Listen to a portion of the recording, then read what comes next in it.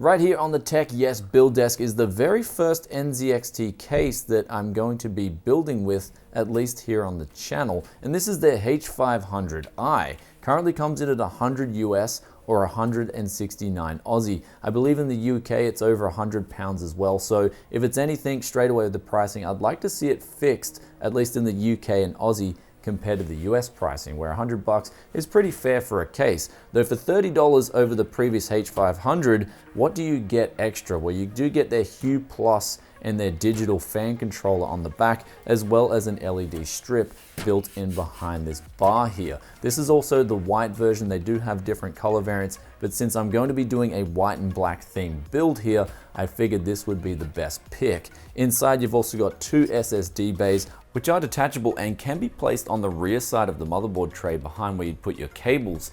Technically, if you had another two of these trays, you could mount 4 SSDs in total. Also, for the drive storage for 3.5-inch mechanical drives, you can mount 3 of these as well with a removable drive cage in the back. On the top is 2 included 120mm black fans. We're going to be moving them to the front of the case since we're going to be using the ID Cooling all-in-one liquid cooler on a B360 Gaming 3 Wi-Fi motherboard with a Core i5-8400 and the GTX 1066GB. For the drives, we've got a 2TB and also a 240GB Corsair SSD going inside this puppy right here, as well as a 700-watt Antec VP power supply, which is really good value for money. And since we've got this nice clean power supply shroud at the front here, we don't have to worry too much about ketchup and mustard. And yes, my hand is moving here, which it shouldn't be, but that's because there's usually a tempered glass panel in front here, which is easily removable with one screw. On the back, you've got a solid panel with enough room for cable management too. But with all that aside, let's get this build montage done, and then we can properly review this case and tell you if it's worth your hard-earned.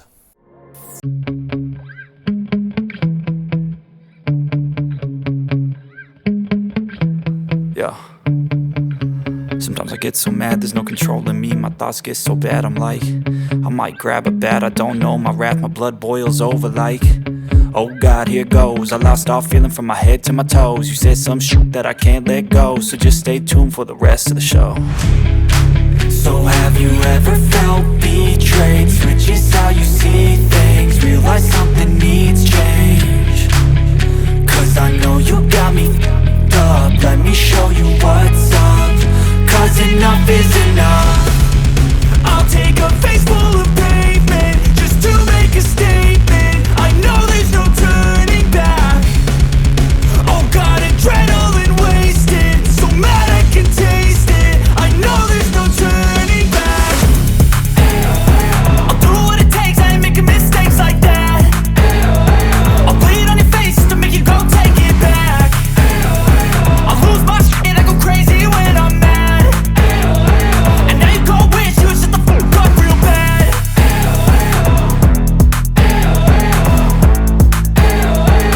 So it's now the next day. You can probably tell by the smile on my face, I'm pretty impressed with this case. It's a compact, lightweight case, but it still has tempered glass, still has steel, still has that build quality. Building in this thing, there's no sharp edges. Cable management at the back, really easy to do as well. And this is even with that controller included. Now, speaking of that controller, it's an extra $30, as I said in the intro. That does give you the option to use their software, which is actually pretty straightforward. Gives you CPU, GPU monitoring, and allows you to change all the RGB colors with different patterns. And my favorite is the sensor control, which will link up different colors to different temperatures of either your CPU or GPU, so you know if something, for instance, a pump on your water cooler is failing because the lights will suddenly go dark red in your case, then you know something's wrong. That's very functional use of RGB, and this allows you to do it. Not only that, the automatic fan control in this case worked really well. We're dumping about 200 watts in the case while we're playing PUBG, and the temperatures weren't that bad as opposed to taking the tempered glass off.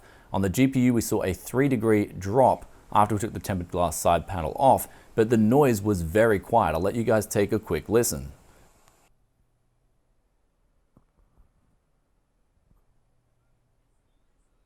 The CPU didn't change temperatures at all, but that's probably thanks to the exhausting of that 120 all-in-one mounted at the back. So you can mount a 120mm fan or all-in-one at the back. Up the top, you can mount a 140mm fan or 120, has an included dust filter. And then at the front, you've got an easy detachable plate where you can mount either two 140mm fans, two 120s, or you can mount a 240mm rad or a 280mm rad. And it's great that you can separate the fans at the front of the build versus putting the radiator at the back. And in this case, I did put the fans at the front of the case, and that allows me to route the cables through the back so they're completely hidden from the human eye.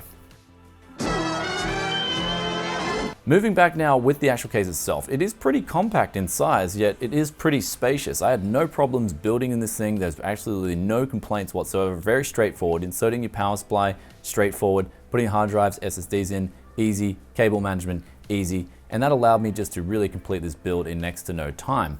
Also, if you are on an older platform like X58 or X79 and you want to use RGB, it's a great thing with this case because that preset controller will allow you to control RGB without the need of a 12-volt 4-pin fan header or 5-volt 3-pin fan header for the RGB controls. Now, speaking of extras with SSDs, you can detach the bays if you want to, and in that place there is an option to vertically mount a GPU, though you will need an extra kit, I believe, from Cable Mod, which costs around $60. So it is a little bit expensive to get that vertically mounted GPU. At the top of the case, you've got ample room to run cables, and even with a radiator installed through there to get the top CPU pin, for example, where you want it, as well as the fan headers. Moving to the top of the case, 2 USB 3 ports as well, power light which has a white ring around it, and your HDD activity, as well as your mic in and audio out.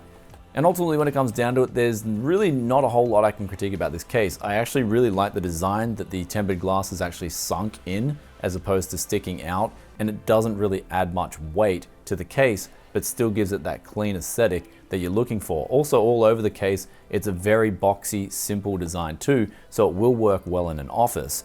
And lastly, it's coming in at $100, so it's not going to break the bank. And if you don't like the I, which stands for intelligent control, I believe, you can get away with that by going $30 down and going just with the H500, which at $70 is a pretty good buy as well, since it does include 2 fans. So I think they're hitting hard in terms of getting a clean aesthetic, good build quality, and great value for money.